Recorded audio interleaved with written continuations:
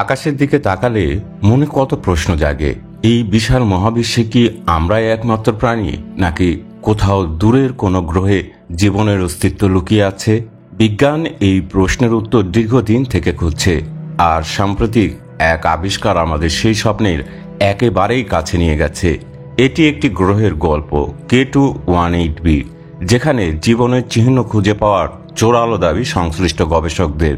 K2-18b একটি exoplanet, অর্থাৎ আমাদের সৌরজগতের বাইরে একটি নক্ষত্রের চারপাশে এটি ঘুরছে। এটি অবস্থিত পৃথিবী থেকে প্রায় 120 আলোকবর্ষ দূরে লিও নক্ষত্রমণ্ডলে। এই গ্রহটি প্রথম আবিষ্কৃত হয় 2015 সালে নাসার কেপলার স্পেস টেলিস্কোপের মাধ্যমে। তবে এটি এখন বিজ্ঞানীদের মনোযোগের কেন্দ্রে, কারণ এটি রয়েছে হ্যাবিটেবল জোনে। হ্যাবিটেবল জোন হলো এমন একটি এলাকা যেখানে গ্রহের তাপমাত্রা এমন যে পানি তরল অবস্থায় থাকতে পারে, আর পানি মানেই জীবনের সম্ভাবনা। আলোচিত K2-18b এই জোনে অবস্থিত এবং এর আকার পৃথিবীর চেয়ে প্রায় 2.5 গুণ বড়। এটি একটি সুপার আর্থ বা মিনি নেপচুন হতে পারে, যার পৃষ্ঠে পানির সমুদ্র বা বায়ুমণ্ডলে প্রচুর জলীয় বাষ্প থাকার যথেষ্ট সম্ভাবনার কথা জানা গেছে। এই গুরুত্বপূর্ণ গবেষণার নেতৃত্ব দিয়েছেন অধ্যাপক নিকু মধুসূদন, ক্যামব্রিজ ইউনিভার্সিটির একজন ভারতীয় বংশোদ্ভূত জ্যোতির্বিজ্ঞানী। তার দল জেমস ওয়েব স্পেস টেলিস্কোপের সাহায্যে K2-18b এর বায়ুমণ্ডল বিশ্লেষণ করছেন, আর যা পেয়েছেন তা বিজ্ঞানীদের মনে নতুন সম্ভাবনার দ্বার খুলেছে। উচ্ছ্বাসিত পুরো টিম, কারণ এর সাথে তারা এমন কিছু পেয়েছেন যা জীবন চিহ্নিত করার জন্য খুবই গুরুত্বপূর্ণ। তারা এই গ্রহের বায়ুমণ্ডলে পেয়েছেন ডাইমিথাইল সালফাইড বা DMS এর উপস্থিতির ইঙ্গিত। এটি এমন একটি যৌগ যা পৃথিবীতে শুধুমাত্র জীবের মাধ্যমে তৈরি হয়। বিশেষ করে সামুদ্রিক প্লাঙ্কটন এই যৌগ উৎপন্ন করে। এই আবিষ্কারকে বলা হচ্ছে একটি সম্ভাব্য বায়োসিগনেচার, অর্থাৎ জীবনের প্রমাণ হিসেবে এটি খুবই গুরুত্বপূর্ণ। পৃথিবীতে DMS তৈরি হয় যখন প্লাঙ্কটন সূর্যের আলোর জৈব রাসায়নিক প্রক্রিয়ার মাধ্যমে এই যৌগ নির্গত করে। K2-18b তে এই যৌগের উপস্থিতি যদি নিশ্চিত হয়, তবে এটি ইঙ্গিত দিতে পারে যে সেখানে জীবনের কোনো রূপ আছে, হয়তো প্লাঙ্কটনের মতো ক্ষুদ্র জীব বা আরও ভিন্ন কিছু, অথবা সম্পূর্ণ ভিন্ন এক জীবনের রূপ সেখানে আমাদের জন্যই অপেক্ষা করছে। তবে এখনই নিশ্চিতভাবে কিছু বলা সম্ভব নয়।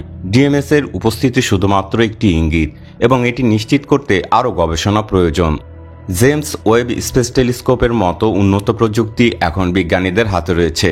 এই টেলিস্কোপের ইনফ্রারেড ক্ষমতা দিয়ে তারা গ্রহের বায়ুমণ্ডলের আরও গভীরে বিশ্লেষণ করতে শুরু করেছেন। আলোচিত এই K2-18b এখন বিজ্ঞানীদের হট টার্গেট, এবং সেটা বিভিন্ন আন্তর্জাতিক জার্নাল সহ মিডিয়ায় আলোচনার শীর্ষে অবস্থান করছে।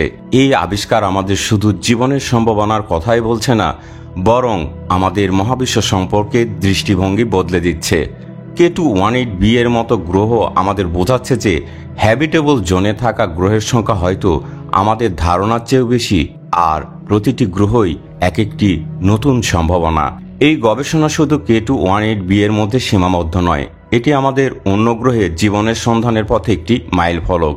বিজ্ঞানীরা এখন আরও উন্নত টেলিস্কোপ, যেমন ইউরোপিয়ান স্পেস এজেন্সির এরিয়েল মিশন এবং ভবিষ্যতের প্রযুক্তির উপর ভরসা করছেন। এই মিশনগুলো এক্সোপ্ল্যানেটের বায়ুমণ্ডলের রাসায়নিক গঠন আরও বিস্তারিতভাবে বিশ্লেষণ করবে, এবং সেই সাথে হয়তো নিশ্চিত করবে জীবনের সিগনেচার নির্ভুল ছিল।